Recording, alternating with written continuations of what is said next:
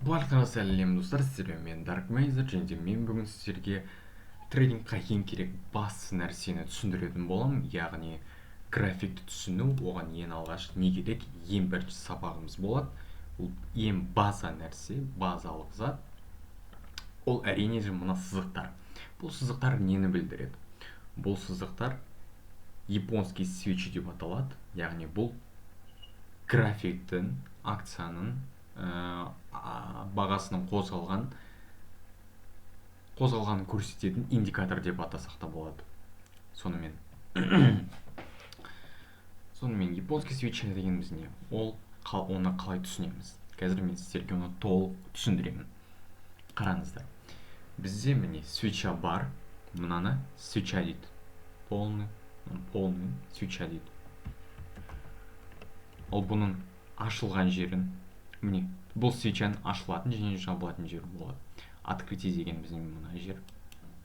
Закрытие дегеніміз міне мына жер. Ал бұның максимумы деп, бұл осы свеча ішінде бағаны барып келген бағасын көрсетеді.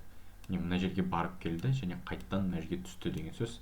Жерде ашылған жерінен міне минимум деп, оның төменгі жағына түсіп келген минимум осы свеча ішіндегі ең минимум бағасын көрсетеді. Міне осы жаққа түсіп келді және қайттан бірақ көтерілді. Осындай қалғандарды, мынандай сызықтарды қалғандарды бұны тень деп атайды. Ал мынау толық денесі, мынаны толық денесі деп атайды. Ашылған мен жабылған жерінің арасы, оны толық денесі деп аталады. Яғни body, тело деп аталады. Сонымен қараңыздар, міне открытие. Мысалы бізде баға 30-да ашылды дейік. Открытие бағасы 30 дейік. Закрытие бағасы 50 деп алайық. 50 де жабылды. Максимум баға бізде қайсысы болады? Максимумда 60 деп алайық. Яғни осы свеча ішінде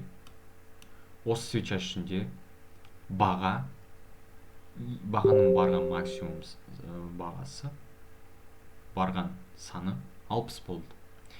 Ал минимум деп 20-ны алайық. Ең минимум 20 болды. Яғни открытие 30-да ашылды, закрытие жабылған жері 50, максимумы 60, минимумы 20. Мыналарды тень деп атаймыз, қайттап айтайын. Бұл осы жерге барып келген бағасы.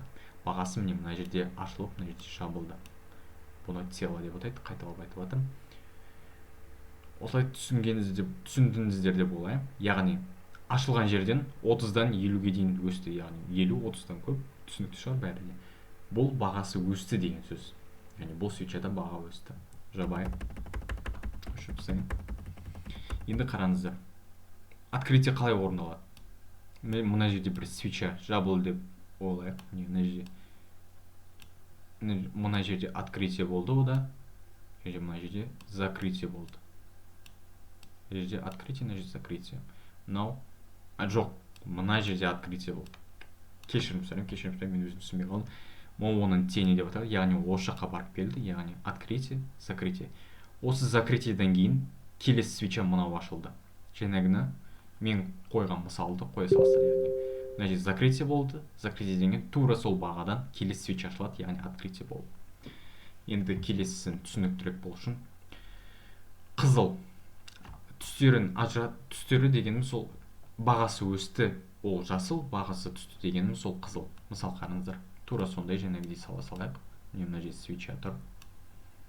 Үстіде мына жерде осындай немен теньмен жабылды. Мына жерде открытие, мына жерде закрытие. Міне мына жерде.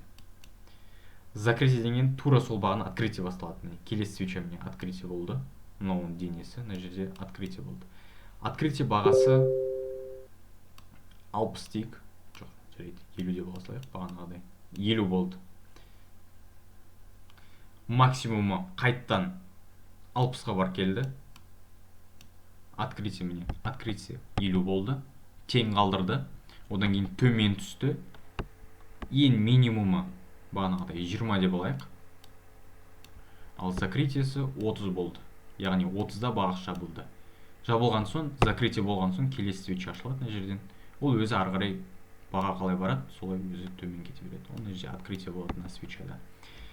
міне мына жерде тең қалдырды, мына жерде тең қалдырды. Яғни қараңыздар, бағасы түсті, себебі ашылған жерден жабылған бағасы азырақ, 50-ден 30 азырақ. Сол үшін бұл қызылмен берілген еді және бағасы түсті деген сөз. Ал закрыть, міне, ал жасылда открытиеден 30-дан ашылып 50-ге дейін өсті және ол жасыл түсті. Демек бағасы өсті. Осылайша мен сіздерге японский свечи не екенін түсіндірдім. Қараңыздар, енді мен сіздерге бұны шын биткойн графигін көрсетейін. Қараңыздар, бір күндікті ашайық.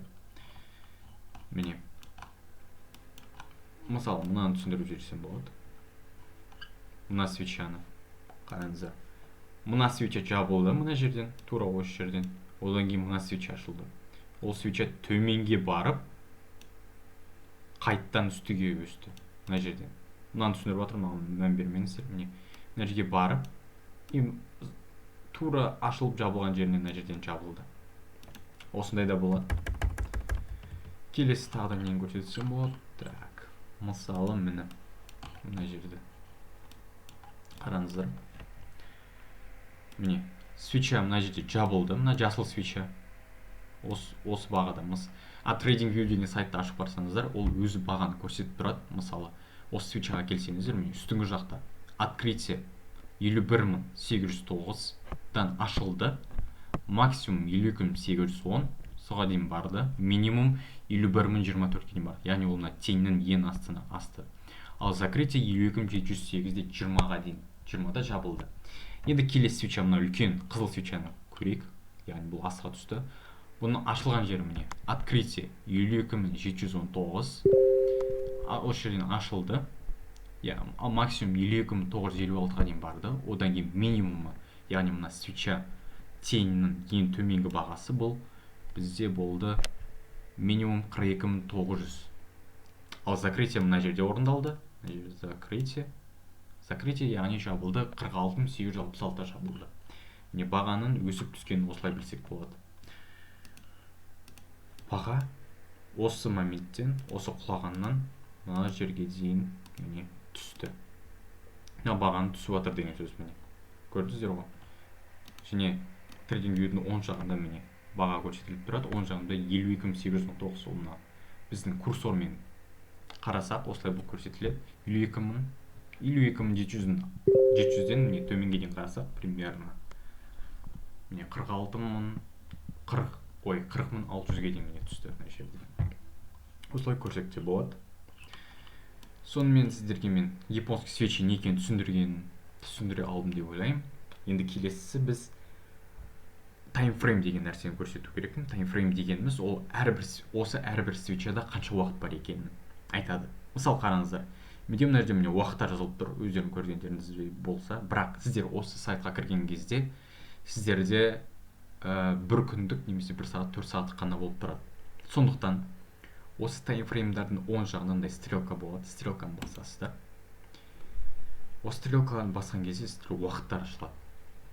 Осы уақыттарды қосып алыңыздар, яғни қосып алу үшін уақыттардың жанында звездочка болады. Жұлдызды бассаңыздар қосылады. Ең басты трейдингта трейдерлардың көп қолданатын уақыттарын айта кетейін. Ол 1 минуттық, 5 минуттық, 15 минуттық, кейбір кезде 30 минуттық қолданылады. Одан кейін 1 сағат, 4 сағат және 1 күндік, 1 апталық және 1 айлық. Сондай свечалар, сондай таймфреймдар болады. Таймфреймдар қолданылады. Жұлдызшаны басып, осылай таймфреймдардан тез ауыссаңыздар болады. Осылайша 4 сағат. Яғни түсіндірейін. Қараңыздар. 1 күндікті бастық.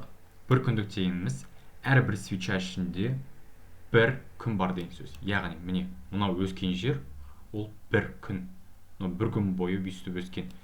Яғни мына жерден ашылып, ең төменгі жермен мына жерден жабылған 1 күн. Солай жүрген. Түсінгендеріңіз бойынша түсінсеңіздер. Мына жерде міне 1 күн ішінде мына жерден ашылып, мына жерге дейін барып, мына жерден жабылды. 4 сағатты қарайық. Яғни мына әрбір свечада 4 сағаттық бар деген, 4 сағат бар деген сөз. Мына да 4 сағат, мына да 4 сағат, мына да 4 сағат, мына да 4 сағат, мынада барлығына 4 сағат, әрбір свитча 1 сағатты қарайық. Міне 1 сағаттың өзіне міне мына бір секіргені 1 сағат, мынау секіргені 1 сағат. Міне 15 минутты қарайық.